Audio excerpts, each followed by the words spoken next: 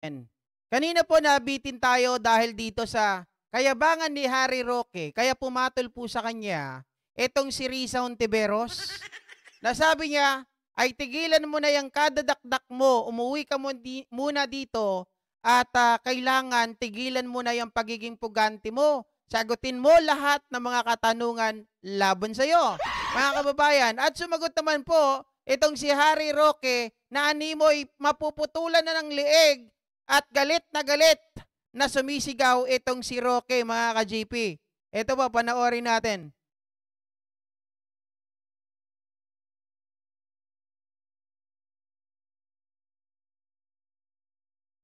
Si Attorney Roque said that ang dami niya raw pong imbento.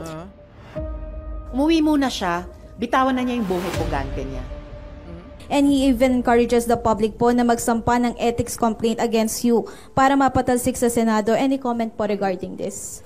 Bukas sa kahit sinong mamamayan na mag-file ng ethics complaint. Pero parang si Harry Roque ang maraming sinasabi. Umuwi muna siya, umuwi muna siya, umuwi muna siya. Humarap muna siya dito sa Senado. Haharapin ko siya kahit saan. Pero ngayon, bitawan na niya yung buhay pugante niya. Bitawan na niya yung buhay pugante niya. Boom, sa pool, mga kababayan. Si Attorney... Pero, alam nyo ba, si Harry Roque ay sumagot agad. Redundant na Next time magsabi ka umuwi ako, sabihin mo sa akin anong ebidensya. Isiwalat mo kung anong iyong ebidensya. Wag ka magtatago sa pagiging senador. Ang hamon mo pa, sige humarap ka sa Senado. Bakit? Inatrasan ba kita? Meron ka bang nakuha nung 3 beses sa pagharap ko sa inyo? 2 beses sa pagharap ko sa inyo? Di ba wala? Hindi ka nga makasagot pag ako sumagot Ang gusto mo, tumahimik lang ako ng tumahimik. At ikaw lang magdakdak ng magdakdak. Dahil binabasa mo lang naman ang dinadakdak mo at hindi mo naman naintindihan ang sinasabi mo. Di ba? Ngayon, sa iyong pagsampa ng cyber libel, lahat yung mga goody-goody friends mo, hindi na maitatanggi. Lahat kayo manunupil ng karapatang pantao dahil ang cyber libel, sang-ayon sa UN Committee on Human Rights, ay labag sa karapatan ng malayang pananalita. You are a human rights violator. Shame on you. Bukod pa doon sa ginagawa mong nagtatanim testigo, nagtatanim ebidensya, sang-ayon kay alias Rene. Nakakatawa si Harry Roque, mga kababayan, ano? Galit na galit. Shame on you. Mga kababayan, sino kaya ang nakakahiya, 'di ba? Kung tawag dito, kung naalala nyo, doon sa Quadcom, siya naman po talaga ang nagkuwento kung bakit lumaki yung kanilang kayamanan from 128,000 to 128 something million in just a span of 2 years. Mga kababayan, at hindi lang yun nagbigay pa yan ng milyones kay Sara Duterte nung tumakbo ito bilang Vice Presidente ng Pilipinas noong taong 2022. So kung titingnan mo, Harry Roque, sino ang tunay na nakakahiya? Anong sinasabi mo? Wala kang kinalaman sa human trafficking, wala kang kinalaman sa pagtatago ng mga pugante. Harry Roque, nagkataon lamang ba na yung hinahanap ng PAOK ba? Yung hinahanap ng ating authority, mga kababayan, ay makikita doon sa iyong bahay sa Benguet? Sige nga. Bakit hindi mo binabanggit yung bagay na yon? Bakit hindi mo ito isinasama sa statement mo? Lagi mo lang sinasabi, ako ay biktima at pinagbibintangan lang na ako daw ay may kinalaman. Ang katibayan lang naman nila na ako ay sumama kay Cassandra Ong. Mga kababayan, ba't di mo nababanggit yung tao na Chinese? Diba, na nagkukunwari, mga kababayan, na ibang nationality, Pero ang totoo, yun ay Chinese na nanggaling sa Pogo. Nagkataon lang ba na ang iyong lover, ewan ko kung lover ba matatawag, diba? Yung iyong sinusuportahan, pinag-aaral, ay nandoon sa Pogo, sa Porac, Pampanga. Tapos ngayon, yung Chinese na hinahanap, nakasabwat, mga kababayan, diyan sa illegal na Pogo, ay nandun sa bahay mo. Diba, Jam?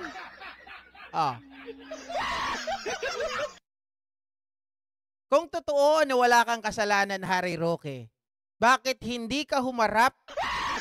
Diba? Abogado ka naman. Kung tutuusin, kayang-kaya mo sila. Kaya lang, hindi mo sila kinaya dahil kulang at wala kang ebidensya at hindi mo kayang patunayan na ikaw ay walang pagkakasala. Kaya nga tumatakbo ka eh. Diba? Kaya ayaw mong sumagot. Hindi, GP, sumasagot siya. Hindi, GP, sumasagot ako. Anak ng tinapa, sumasagot ka? Pati yung asawa mo, pinagtago mo na. Ayaw mong sumagot. Ayaw nyong humarap doon sa mga ibinibintang sa inyo kasi hindi nyo kayang patunayan. Si Risa Ontiveros, na pinagbibintangan mo, na nagtatanim ng ebidensya, binato ka na, sinampal ka na ng katotohanan, inilabas na kung sino ang tunay na lumapit kay Risa Ontiveros. Hindi siya ang tumawag, hindi siya ang nagsabi, "Hoy Rene, babayaran kita. Humarap ka at patunayan mo na si Kibuloy ay may ginawang hindi maganda sa inyo." Walang ganon. Nakita naman natin yung usapan. Unang nag-email itong si alias Rene, si Michael Maurilio, at hindi pa nga pinapansin ni Risen Riza. At nung 2024, mga kababayan, di ba sabi ni alias Rene, "Help me. Gusto nila akong kunin. Natatakot na ako. Tulungan niyo ako." Kinausap pa nga yung ex-girlfriend ko, nakausapin ako para sabihin mag-recant na ako at sabihin babayaran ako ng malaki at sabihin na wag kong ituro si Kibuloy at baliktarin ko si Sen Riza. Diba? Maliwanag na maliwanag. Tapos, eventually, and unfortunately, nakita na lang natin, mga kababayan, ni si alias Rene ay nagsasalita na laban kay Risa Ontiveros. So, anong palagay mo bilang isang abogado na mataas ang pinag-aralan? Ano kaya ang pwedeng nangyari doon? Yun ba ay pinilit ni Sen Riza noon? Or pinilit siya ngayon na magsalita laban kay Sen Riza? Diba? Yun ang tingnan nyong maigi, mga kababayan. I don't think na nagpanic si Risa Ontiveros. Yung kanyang pagsasampa ng kaso, mga kababayan, yan ay beyond her limit. Bakit kanyo? Mga ka-GPnatics, okay lang sana. Kasi sinisira nyo yung pangalan niya. Ang pagsagot ba? O ang pagsira sa isang pangalan ng isang tao kapag sumagot ka, yan po ay stress na or siya ay guilty? Hindi.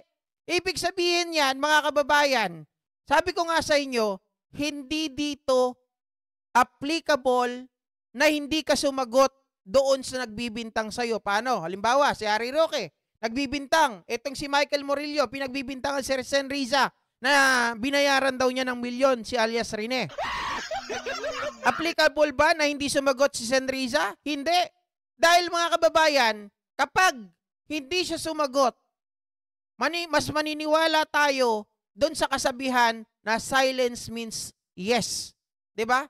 Pero pag sumagot sila or sumagot yung pinagbibintangan, doon ako naniniwala na itong mga taong ito ay talagang walang ginagawang masama. Kasi hindi nga applicable yung sinasabi ko kanina eh, na kung sino yung nagbibintang, siya dapat ang magpakita ng ebidensya.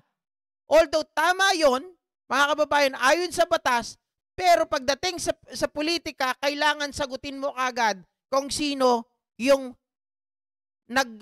nagbibintang sa'yo. Kasi kapag hindi mo sinagot yan, ang mangyayari, sabihin ng ibang tao, ay, hindi sumasagot, umiiwas. Kita nyo si Harry Roque, sumasagot. O, sumasagot. Pero nasaan siya ngayon? Nasa ibang bansa. 'Di ba? Oh. Ayaw niya, mga kababayan, na ibigay yung mga dokumento na siya naman po ang naglabas na nanggaling sa kanyang bunganga na ito daw ay mga legit at ito meron naman daw mga dokumento na kayang ipakita niya. Nasaan na? Ba't siya nagtago kung kaya niyang ipakita? Ibig sabihin, wala pong ebidensya itong si bakla.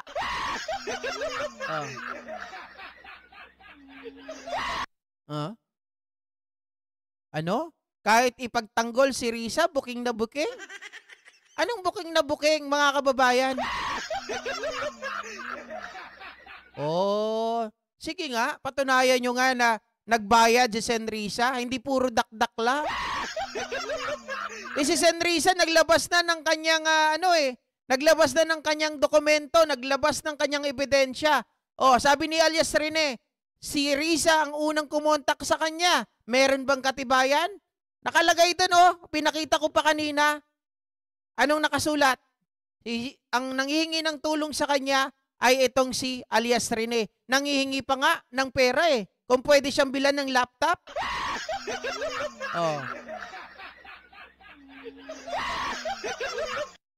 Okay.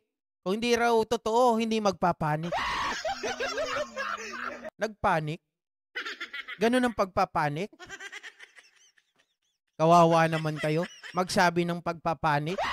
Eto ngayon nagpapanik si Harry Roque. Kita nyo yung galit? Halos maputulan na ng kanyang litid. Yan ang nagpapanik.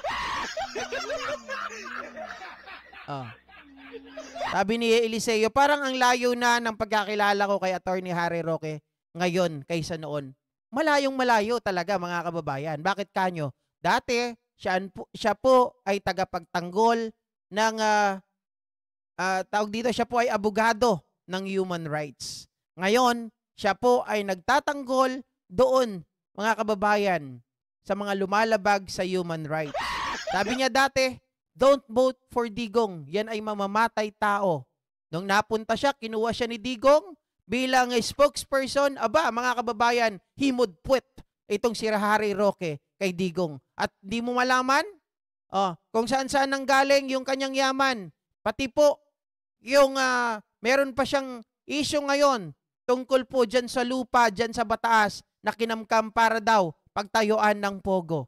Na may kinalaman din daw umano dito kay Ombudsman Martires. At sana dumating ang pagkakataon na maimbestigahan yan sa Kongreso nang sa ganon, mga kababayan, mapahiya yung mga taong mga gahaman nung panahon ni Digong Duterte.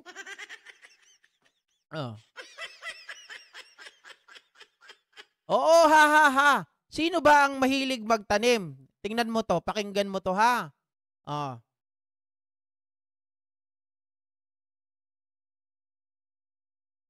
Paparinig ko sa'yo.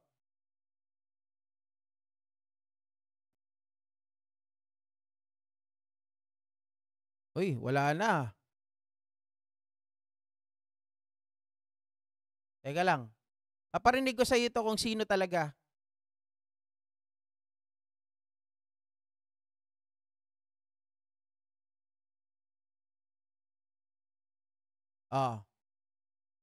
Pakinggan mo to, ha. Hahabulin ba talaga? Ang tamis na di matiis. Skyflakes Condensada. I want the law expert to come here and to count the numbers of deaths also incurred by government with his fingers to guide him. How many deaths were caused? For the extrajudicial killing, they say, it's not the work of the police to be wrapping people with plastics and putting it in the bag. That is not the job of the police. I just told him that one bullet will do. Why do you have to wrap it? Waste your time. That is not. But we know at the start what we planted the intrigues there. I am just as, not really. I've learned a lot during my prosecution days. We planted evidence. We arrested persons, but we planted evidence, we arrested person. Ulitin ko lang, ha? Ulitin ko lang, ha, ha, ha. Kawawa ka naman. My prosecution days. We planted evidence. We arrested persons, but we released them. But telling him that it was this person who squealed on him. And then we, when he goes out but killing, then we said that it was this fellow who really did it. Ay, grabe. Grabe pinagagawa ni Digong dati. Mga kababayan, umamin siya when during the prosecution days, nung prosecutors pa or prosecutor pa, itong si Digong nagtatanim ng ebidensya. Pag nahuli nila yung suspect, pakakawalan nila. Pag pinakawalan, mga kababayan, ituturo yung isang tao na sila yung nagsabi na ikaw ay may sala. Siya ang nagturo na ikaw daw ang gumawa ng krimen. At kapag nagkapatayan, mga kababayan, anong sabi ni Digong? Bahala na sila doon, labas na kami. Ibig sabihin, pinag-aaway niya yung dalawang kampo para pag nagkapatayan, biglang maghuhugas kamay. Si Digong talaga yung tanim ebidensya.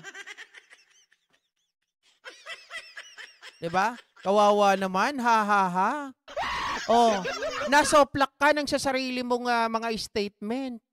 Ayan tanim nyo yan.